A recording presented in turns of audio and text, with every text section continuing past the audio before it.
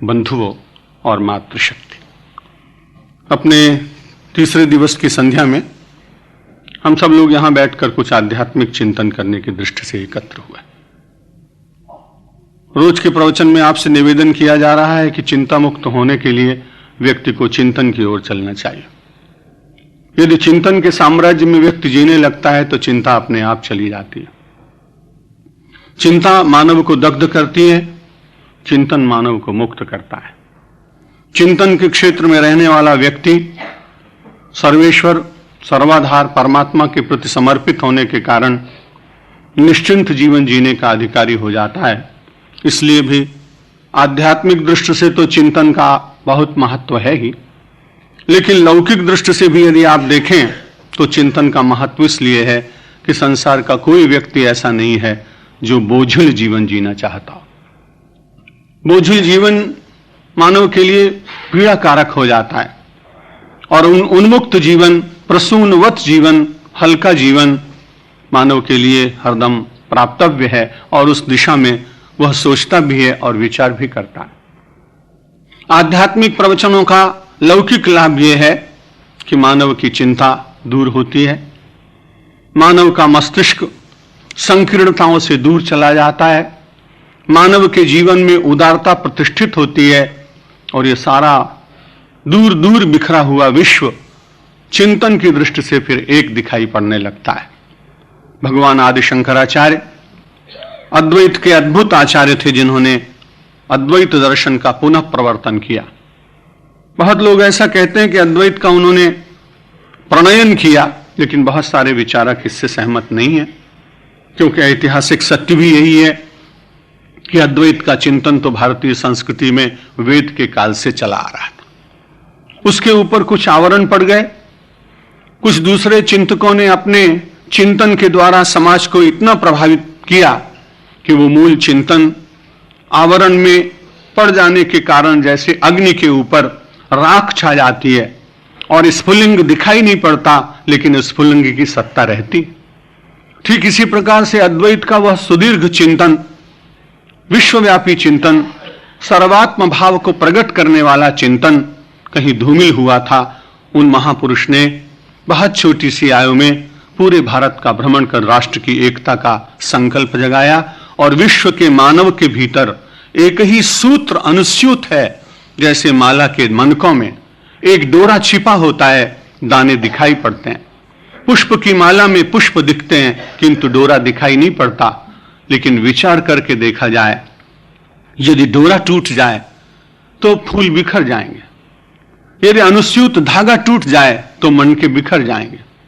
इस सारे संसार को एकता के सूत्र में आध्यात्मिक दृष्टि से बांधने का जो प्रयत्न चिंतन के द्वारा है, वह अनेकत्व में एकत्व का दर्शन। और इसीलिए अद्वैत मत, अद्वैत विचार हम सब लोगों को देश, जाति, वर्ण, वर्ग, भाषा, रूप, रंग, इन सब से ऊपर उठा देता है और विश्व की एकता के लिए सबसे सर्वश्रेष्ठ चिंतन ये अद्वैत का चिंतन है, जिसे भगवान आदि शंकराचार्य ने हम सब लोगों के सामने लगभग 1200 वर्ष पूर्व प्रकट किया था। प्रश्न चल रहे थे और यह प्रश्न पूछा गया था एक सन्यासी के द्वारा कि वास्तव में जीवन में ज्वर क्या है, तो वो चिंता है। जीवन में मानव को धारण क्या करना चाहिए? सत्संगति दान विचार तोषा, सत्संगति विचार और संतोष के द्वारा मानव को जीवन जीना चाहिए। प्रातःकाल विचार किया था हम सब लोगों ने, कार्या प्रिया का शिव विष्णु भक्ति ही।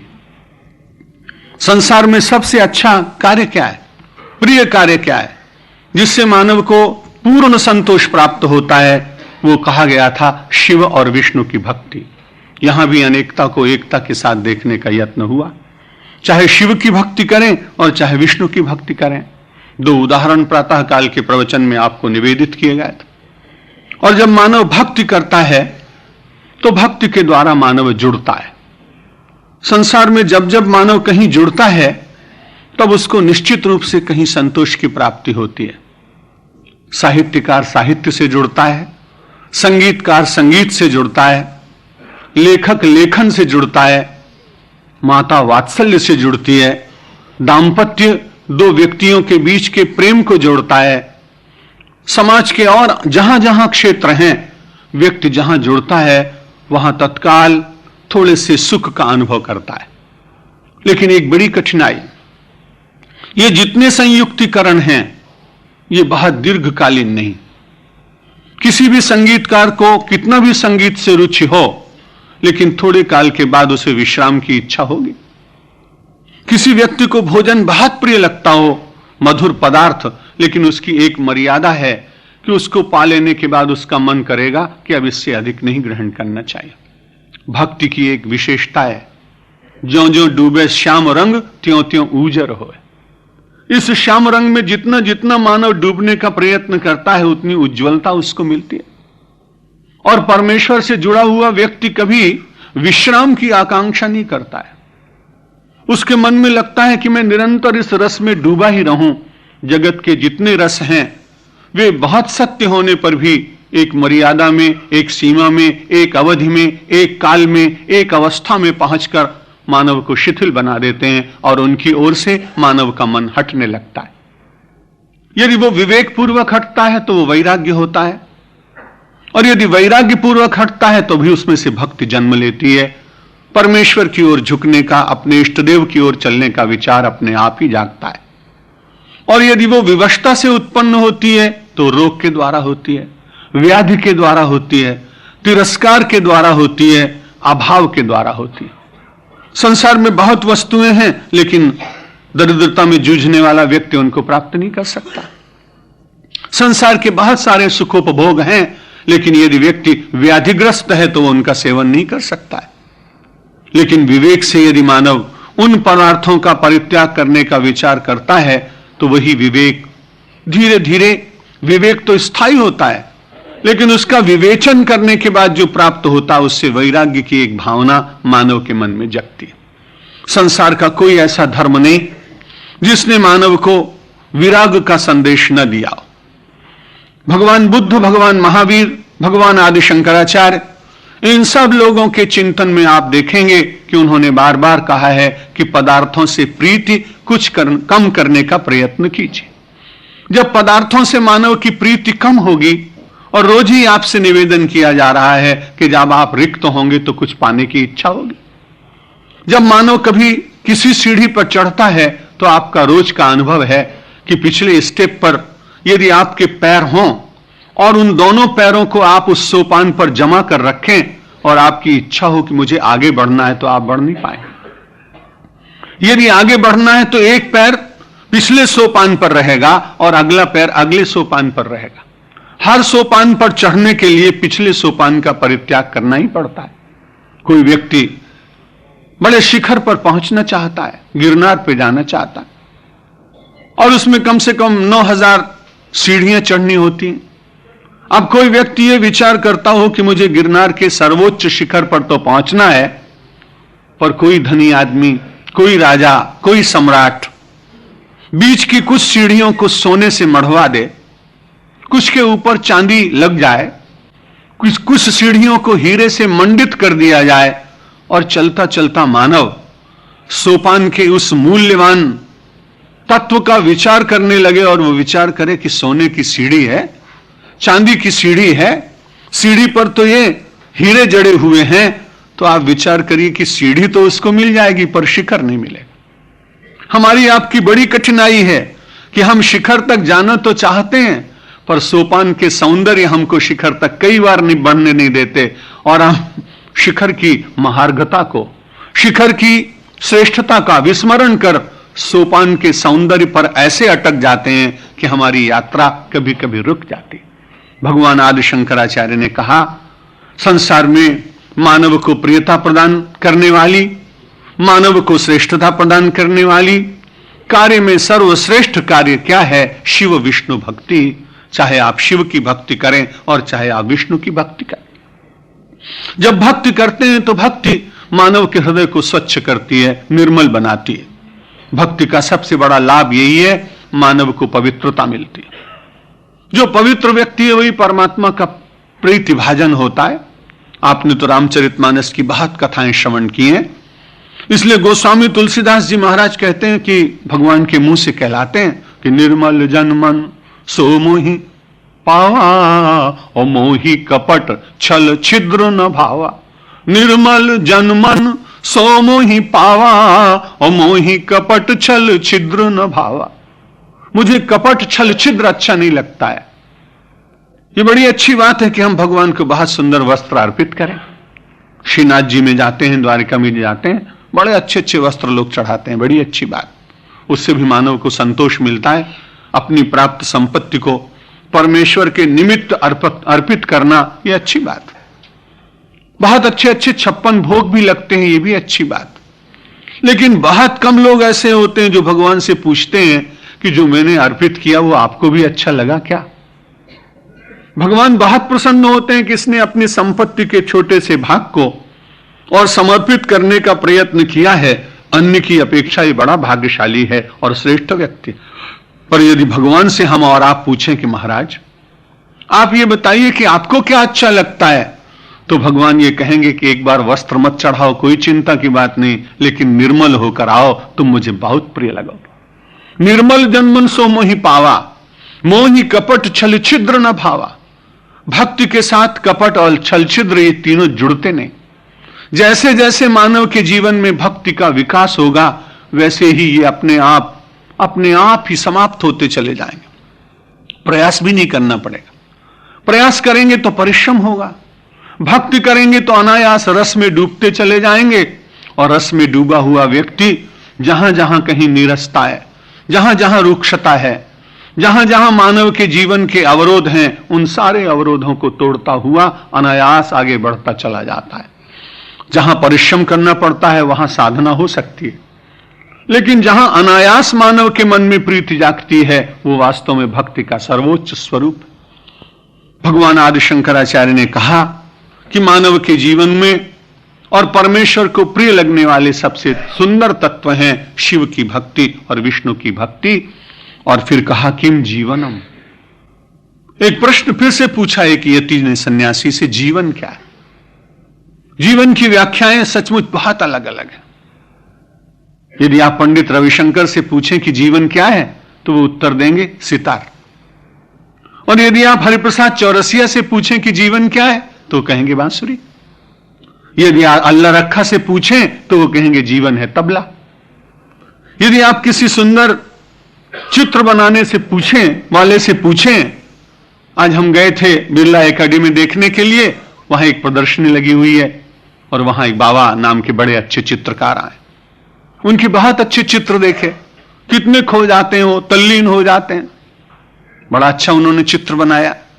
पहली बार मैंने देखा मुरली बजा रहे हैं श्री कृष्ण और उनके आसपास गायें नहीं है, कुछ श्वान खड़े हुए। मैंने उनसे पूछा कि भाई आपकी इसकी व्याख्या, तो उन्होंने कहा कि ऐसा है कि केवल गाय ही भगवान की मुरली सुनने की अधिकारिणी तो नहीं थी। यदि परमात्मा सबका है तो श्वान क्यों नहीं सुन सकता था? मुझे उनकी व्याख्या बड़ी अच्छी लगी। मैं वहां से लौट कर आया। मैंने कहा अगर मुझे कल मिले तो मैं उनकी एक व्याख्या में नई बात और जोड़ूंगा कि इस संसार में सब लोग, और विशेष रूप से राजनीतिक क्षेत्र में रहने वाले इस देश में बिल्कुल उसी तरह से भूखने लगे हैं। इसलिए उनके बीच में कोई मुरली बजाने वाला आना चाहिए जिससे उनकी वह दुखद वाणी जो लोगों को पीड़ा पहुंचाती है कुछ काल के लिए बंद हो और यह समाज सुख की सांस ले सके। यदि वो मुझे मिले तो उनको कहूंगा।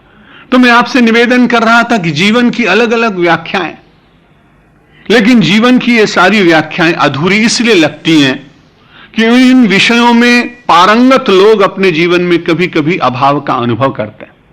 और ये मेरे जीवन की घटना है छोटी सी। कुछ वर्ष पूर्व मुझे YMCA में लंदन में प्रवचन के लिए बुलाया गया। योगानुयोग पंडित रविशंकर जी का सितार वादन था। इतने निकट से मैंने कभी उनको देखा नहीं था, सुना नहीं था। बड़े मन से मैंने उनकी नाचती हुई उंगलियों को देखा, उनकी पारंगतता और नैपुण्य को देखकर मेरा हृदय उनके प्रति बहुत आदर से अभिभूत हो उठा। थोड़ी देर के बाद मुझे प्रवचन करने के लिए कहा गया। प्रवचन हुआ तो उसके बाद वे भी बड़े प्रसन्न हुए। हम लोग बाद में थोड़ा कुछ जलपान करने के लिए और भारतीय विद्या भवन के एक छोटे से कक्ष में बैठे।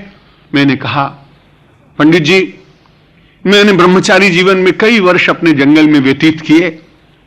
आज मुझे ऐसा लगा कि मैं उस समय का सदुपयोग करता और थोड़ा सितार सीख लेता तो कितना अच्छा होता। पंडित रविशंकर जी ने कहा, महाराज बचपन में मैं काशी में रहा, जब मैंने आपका प्रवचन सुना तो मुझे ऐसा लगा यदि मैंने भी संस्कृत पढ़कर प्रवचन करना सीखा होता तो कितनी अच्छी बात हो। अब ये बड़ी विचित्र बात है, मैं प्रवचन को जीवन मानूं और वो व्यक्ति सितार वादन को जीवन माने तो दोनों की व्याख्याएं अधूरी, क्योंकि यदि जीवन संपूर्ण है तो उसके भीतर कहीं अभाव नहीं आना चाहिए। जीवन का अभाव तभी समाप्त होता है जब मानव परमेश्वर से जुड़ता है, क्योंकि परमेश्वर समग्र है ना।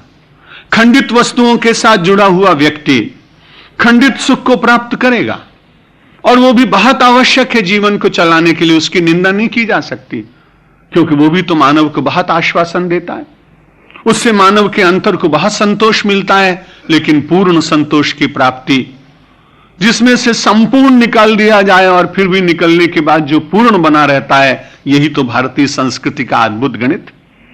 पूर्णस्य पूर्णमादाय पूर्णमेवावशिष्यते, पूर्ण में से पूर्ण लेने के बाद भी पूर्ण ही बचा रहता है, ऐसा विचार तो कभी संसार में किसी ने किया ही नहीं। ये भारतीय भूमि के विचारकों के मस्तिष्क का विचार कि जितने सुख हैं वो सब आप ले लें, लेकिन फिर भी सारे सुखों का केंद्र तो परमात्मा है, उसमें से ही पूर्ण का पूर्ण सुख मानव को मिल सकता है। किम जीवनम, प्रश्न किया भगवान आदि शंकराचार्य से कि जीवन क्या है। उन्होंने एक नई व्याख्या दी, दोष विवर्जितम यत्, जिसका जीवन दोषों से रहित जीवन है वही वास्तव में जीवन। लेकिन मानव की बड़ी कठिनाई है कि संपूर्ण वह दोष वर्जित तो हो ही नहीं सकता। परमात्मा ही संपूर्ण रूप से पूर्ण है, और मानव तो जितने हैं संसार में उसमें कहीं ना कहीं कोई ना कोई दोष तो होगा। लेकिन इसका संदेश यह है कि मानव को जीवन की संपूर्ण व्याख्या और जीवन का संपूर्ण दर्शन और जीवन का संपूर्ण आनंद प्राप्त करने के लिए दोष विवर्जित जीवन जीने की चेष्टा करनी चाहिए। कितना कर पाएगा इस बात की बहुत चिंता नहीं। यदि उसका यह व्यवहार, ये उसकी चेष्टा, ये उसका प्रयत्न रहे तो भगवान बहुत कृपालु। भगवान व्यक्ति से और जीव से उतना ही चाहते हैं जितना वो कर सके, और जहां वो असमर्थ हो जाता है उसके कार्य करने के लिए भगवान स्वयं ही अपने आप कार्य करते हैं। ये बड़ी अद्भुत बात। और कुछ दोष युक्त भी हो तो उसे वो क्षमा कर देते हैं।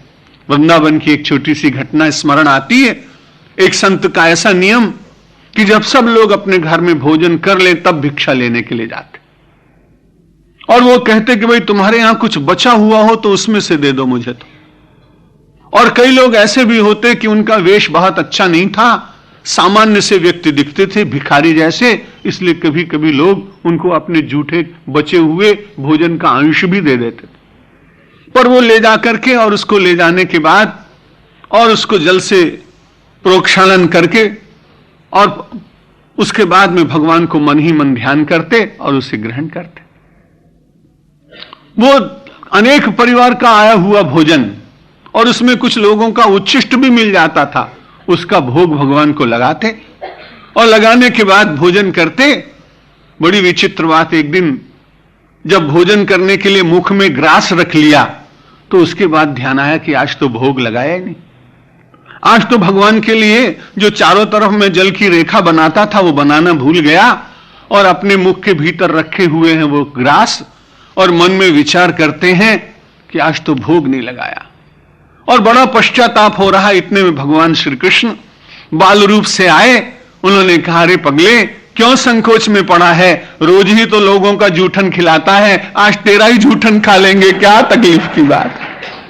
निवेदन यह कर रहा था कि परमात्मा जितना हम सब लोगों को सहन करता है उतना दुनिया के लोग सहन नहीं कर सकते। परमेश्वर जितनी करुणा पूर्वक हमारे अपराधों को क्षमा कर देता है संसार में कोई कर नहीं सकता। इसलिए दोषयुक्त जीवन मेरा और आपका बिल्कुल न हो, ये तो वांछनीय है।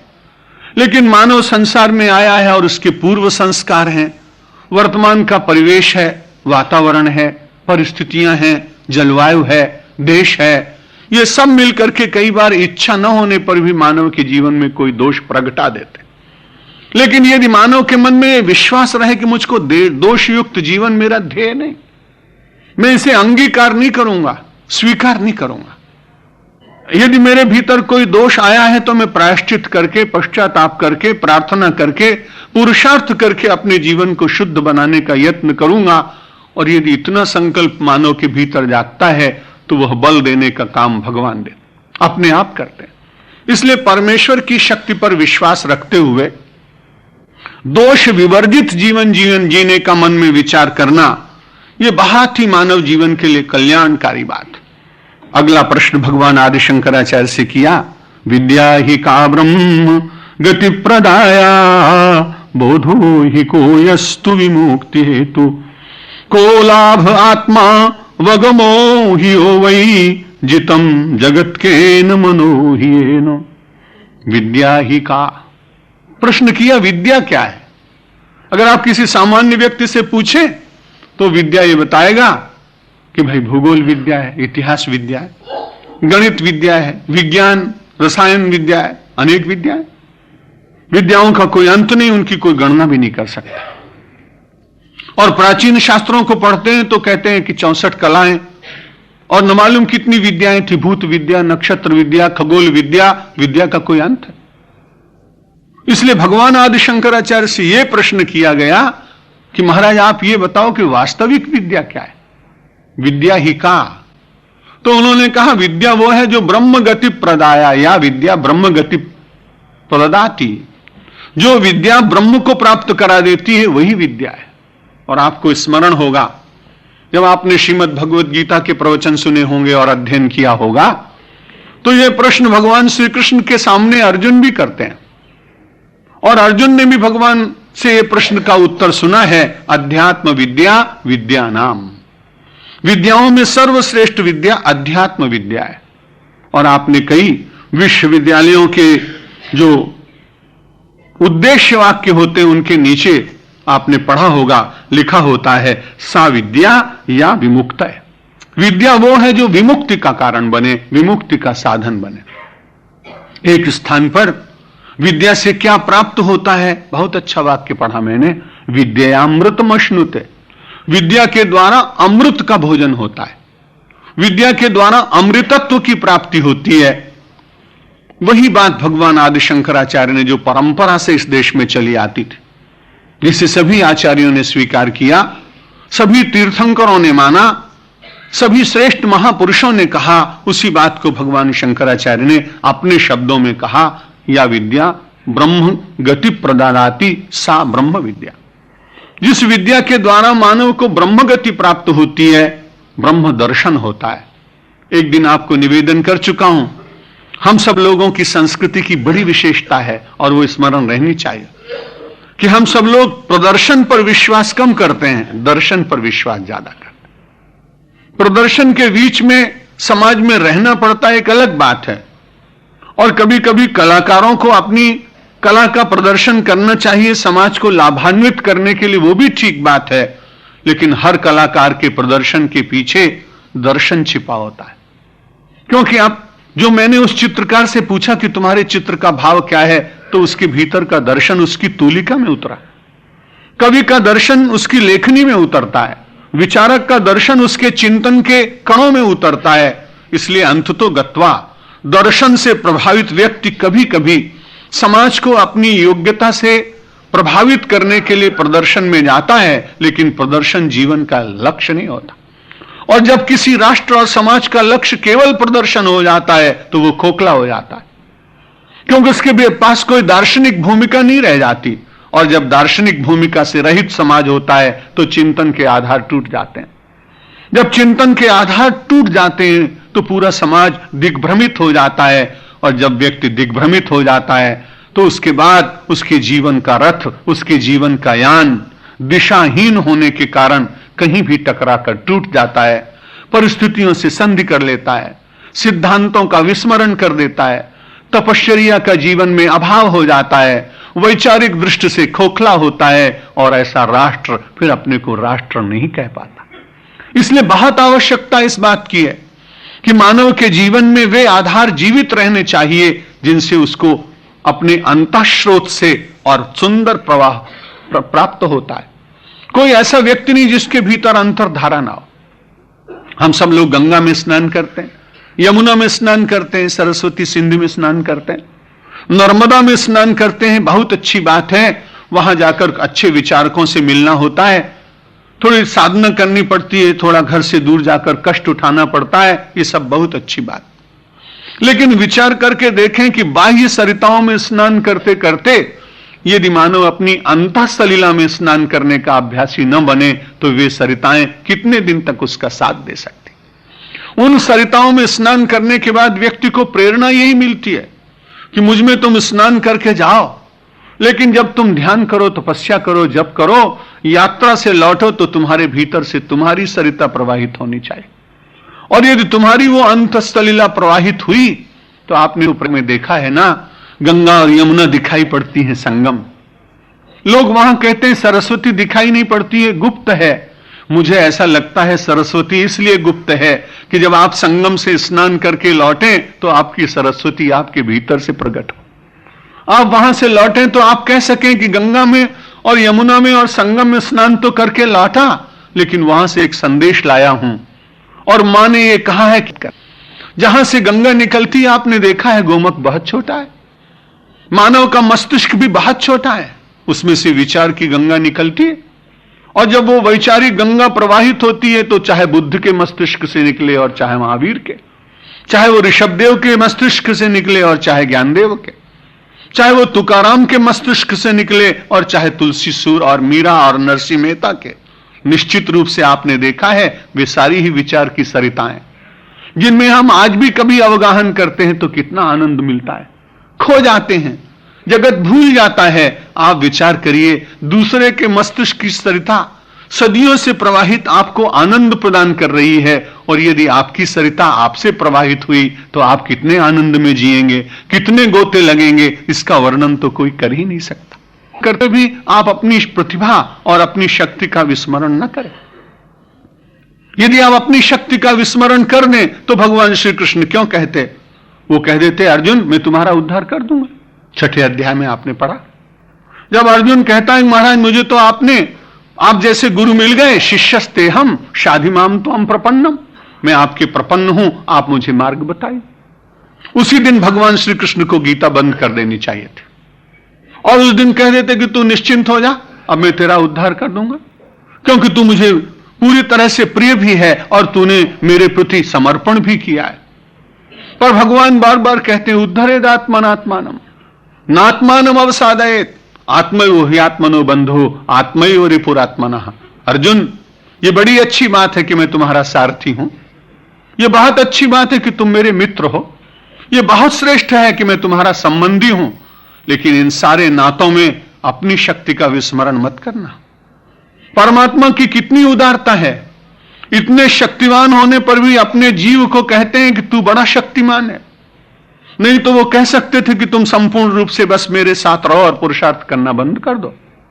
हां, जब जब अर्जुन के भीतर अहंकार जगने लगा है, पुरुषार्थ करते करते अपनी शक्ति को पहचानते पहचानते बीच बीच में अभिमान जब जगने लगा है, तब भगवान ने बार बार कह दिया मनमना भाव मद्भक्तः मद्याजीमाम नमस्कुरु। तब कह दिया मेरे में मन लगाओ, मुझे प्रणाम करो, मेरे लिए यजन करो, मेरे लिए कर्मों का समर्पण करो।